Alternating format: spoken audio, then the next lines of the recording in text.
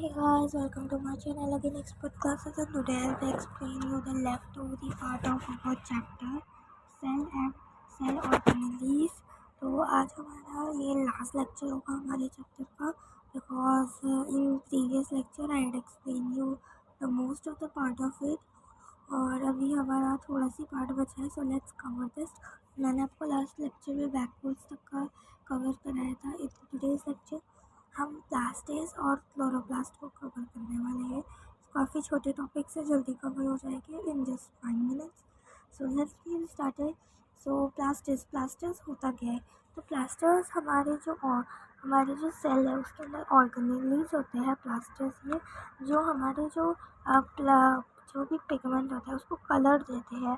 जो प्लांट के अंदर जो कलर्स होते हैं, लीफ का ग्रीन कलर, फ्लावर का रेड कलर, येलो कलर और ब्लू कलर, जो भी फ्लावर्स होते हैं तो उनमें ये सारे कलर्स कहाँ से आते हैं? Due to this pigment which is known as plastids.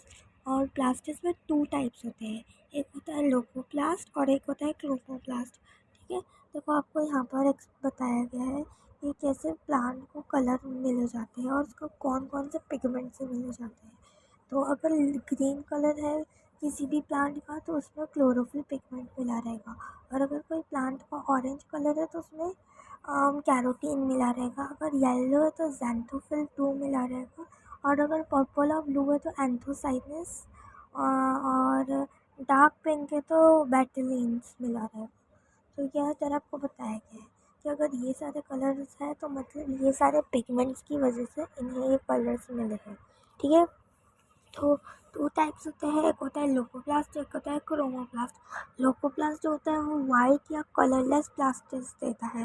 वो जो भी अगर फ्लावर है या कुछ भी फूल है तो उसमें अगर वाइट या कलरलेस है वो तो डैट मीन्स वो हमें कौन से पिगमेंट से मिला है? लोकोप्लास्ट से. और अगर ग्रीन है, ब्लू है, कौन सा भी कलर है तो वो हमें क्रोमोप्लास्ट की तरफ से मिला है. और ज़्यादातर क्रोमोप्लास्ट ज़्यादा यूज होता जाता है क्योंकि जो भी हम फ्लावर्स देखते हैं, लीव्स देखते हैं, वो कलरफुल ही होती है चाहे कुछ भी हो जाए. एकदम कुछ होता है जो कलरलेस होता है. सो क्रोमोप्लास्ट जो होता है वो कोई और भी क्रोमोप्लास्ट में कन्वर्ट हो जाता है अगर इसमें कुछ ज़्यादा पिगमेंट रहता है. जैसे हमारा डार्क ग्रीन टमाटो होता है. जब डार्क ग्रीन टमाटो टर्न हो जाता है रेड से बिकॉज उसके अंदर का जो क्लोरोफिल 2 है वो उसके हमारे क्लोरोप्लास्ट के साथ रिएक्ट करता है, सिंथेसिस के साथ ब्रेक करता है. तो इसी वजह से ये चेंज हो जाता है. ओके, सो ये हमारा प्लास्टेज हो गया. अब ये क्लोरोप्लास्ट के बारे में पढ़ते हैं हम. क्लोरोप्लास्ट एक बहुत इम्पॉर्टेंट पिगमेंट है. और अगर ये नहीं होगा तो हमारा फोटोसिंथेसिस का प्रोसेस नहीं होगा. एक्चुअली फोटोसिंथेसिस एक प्रोसेस होता है जो प्लांट सनलाइट लेता है और अपने अंदर से और ऑक्सीजन लेता है. ऑक्सीजन कह रही हूँ, कार्बन डाइऑक्साइड लेता है और ऑक्सीजन को रिलीज़ करता है. तो दैट इज़ फोटोसिंथेसिस प्रोसेस. और जब ये फोटोसिंथेसिस प्रोसेस इससे ही पॉसिबल हो जा पाता है. किससे पॉसिबल हो पाता है? With the help of the chlorophyll 2. with the help of the chlorophyll 2, with the help of the chloroplast.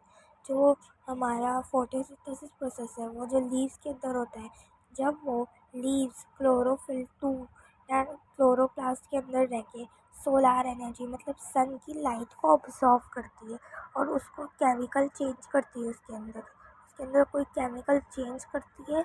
और जो स्टोमा होता है, स्टोमा में जो हमारी समझो ये एक लीव्स है, इसके अंदर ये ऐसे इसके अंदर बहुत सारे ऐसे छोटे छोटे ऐसे बने रहते हैं. आपने देखा होगा, नोटिस करा होगा. आप बे लीव्स ले सकते हो, करी लीव्स ले सकते हो, कड़ी पत्ता तो आपने देखा होगा. ऐसे इसके अंदर छोटे छोटे से पोर्स रहते हैं. ठीक है, तो ये इसको हम कहते हैं स्टोमा. ठीक है, स्टोमा. तो ये जो होता है इसके अंदर एंजाइम्स होते हैं, डीएनए, रिबोसोम्स एंड कार्बोहाइड्रेट. तो ये सारी चीज़ें नेसेसरी होती है. तो इसमें हमारा क्लोरोप्लास्ट भी बहुत ज़्यादा इम्पॉर्टेंट होता है. ठीक है, वो स्टोमा में जाके सोलर एनर्जी अब्सॉर्ब करता है. So this make importance. Okay, importance है इसकी बहुत ज़्यादा. सो ये हमारा देख सकते हो क्लोरोप्लास्ट का हमारा ये स्ट्रक्चर इधर हमें बताया गया है. Now, what is meant by prokaryotic और यूकार्योटिक। इसके पहले आपको तो फंक्शंस भी दिए सेम उसकी तरह ये सोलर एनर्जी को केमिकल एनर्जी में कन्वर्ट कर देता है, मतलब खाने में कन्वर्ट कर देता है, जो जिसको प्लांट्स खा के उन लोग ऑक्सीजन को रिलीज़ करते हैं। और क्लोरोप्लास्ट ये ना डिफरेंट कलर्स देता है और फ्रूट को, फ्लावर को, लीव्स को। नहीं, लीव्स तो हमेशा ग्रीन ही रहती है। और लोकोप्लास्ट ये ना सिंथेटिक स्टोरेज फूड में हेल्प करता है, फूड को स्टोर करने में हेल्प करता है, जैसे स्टार्च हो गया, ऑयल हो गया, प्रोटीन्स हो गया और भी बहुत सारी चीज़। ठीक है। और नाउ भी हमारे यहाँ पर एक और बताया कि हमें यूकार्योटिक और प्रोकार्योटिक। अब ये यूकार्योटिक और प्रोकार्योटिक होते क्या? यूकार्योटिक ऐसे सेल होते हैं जो जिसके पास जो यूनिसेलुलर होते, हर टाइम नहीं होते हैं, बट कभी कभी मल्टी सेलुलर भी होते हैं। और इनमें सेल वॉल हर बार नहीं होता, बट कभी कभार होता है। और प्रोकार्योटिक जो होते हैं ना, वो यूनिसेलुलर होते हैं, जैसे बैक्टीरिया। यूकार्योटिक में कैसे हमारे कैंसर सेल आ गए, प्लांट सेल आ गया, ऐसा सब इंक्लूड हो जाते हैं। ठीक है, ओके। तो जो यूकार्योटिक होते हैं ना, यूकार्योटिक डेवलप सेल होते हैं यूकार्योटिक। और प्रोकार्योटिक सेल होते हैं वो थोड़े यूनिसेलुलर होते हैं, इतने ज़्यादा उसमें इतनी सारी क्वालिटीज़ दी होती है। ठीक है, किसी में सेल वॉल होता है, किसी में नहीं होता है, ऐसा रहता है। तो इसके यहाँ पर डिफरेंस होता है, उसका जो साइज़ बताया गया है माइक्रोमीटर, आपको पता होगा नैनोमीटर होता है, माइक्रोमीटर होता है। ऐसे हमारे यहाँ मेजर्स होते हैं, हमारे जो इलेक्ट्रो माइक्रोस्कोप है, माइक्रोस्कोप है। तो ये इलेक्ट्रो माइक्रोस्कोप में साइज़ होते हैं, नैनोमीटर होता है, माइक्रोमीटर होता है। तो इसका साइज़ क्या होता है? 5 to 100 माइक्रोमीटर्स होता है, इसका 5 to 10 माइक्रोमीटर्स का। नंबर ऑफ़ क्रोमोसोम्स, इसमें कितने ज़्यादा क्रोमोसोम्स प्रेजेंट होते हैं। अगर आपको नहीं पता what is mean by chromosomes हमें हेल्प करता है हाइड्रेटरी कैरेक्टर्स पहुंचाने में। ठीक है, इससे हमारा हाइड्रेटरी से रिलेटेड रहता है। You will understand in detail in 9th standard में हमारा एक चैप्टर है जिसका नाम है हाइड्रेटरी समथिंग लाइक दिस। इसमें हमें क्रोमोसोम्स, डीएनए, हाइड्रेटरी कैरेक्टर्स के बारे में एक्सप्रेस्ड हुआ है। सो इसमें मोर देन वन होता है, इसमें ज़्यादा होते हैं और इसमें एक ही होता है, ओनली वन होता है। ठीक है, देख रहे हो, ये ज़्यादा कम है और ये ज़्यादा प्रो है इससे। ठीक है। न्यूक्लियस, तो न्यूक्लियस क्या होता है? इसके अंदर न्यूक्लियर मेम्ब्रेन के साथ होते हैं और इसके न्यूक्लियोरस भी होते हैं, न्यूक्लियस और न्यूक्लियोप्लाज्म। दैट मीन्स जो हमारा न्यूक्लियर, उसके अंदर मैंने आपको बताया था बॉल टाइप का होता है, इसके ऊपर पोर्स होते हैं। तो न्यूक्लियस विद न्यूक्लियर मेम्ब्रेन्स होता है और इसमें न्यूक्लियोइड होता है, सिर्फ और सिर्फ न्यूक्लियोइड उसका मेम्बर होता है बस। माइटोकॉन्ड्रिया प्लास्टिस इसमें होते हैं, इसके अंदर कोई ऑर्गेनेल नहीं होते, ना बॉन्ड होते हैं, ना सेल होते हैं।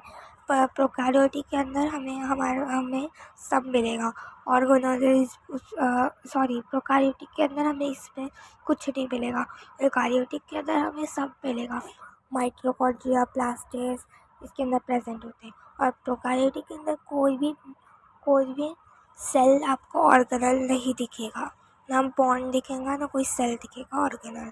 ठीक है, तो इसका एग्जाम्पल इधर दिया unicellular, multicellular, plant and animal. हमें यहाँ पर सब बताया गया, यूनिसेलुलर और मल्टीसेलुलर, प्लांट एंड एनिमल दिया गया, बट हमें इधर से बैक्टीरिया दिया है। इसका एग्जाम्पल है हमारा plant cell, animal cell, cancer cell, ये सारे हमारे होते हैं यूकैरियोटिक। प्रोकैरियोटिक में बैक्टीरिया आता है और भी बहुत सारी चीज़ें आती हैं। If you want details you can search in Google as well. तो थैंक्स फॉर वॉचिंग। हमारे यहाँ पर लेसन पूरा कंप्लीट हो चुका है। सेल ऑर्गेनेलीज ये हमने पूरा डिटेल में पढ़ा है। और if you have any doubt related to this you can ask me in comment section. I'll definitely give you the answer in next video. So thanks for watching. If you like my video, like, share with your friends and subscribe.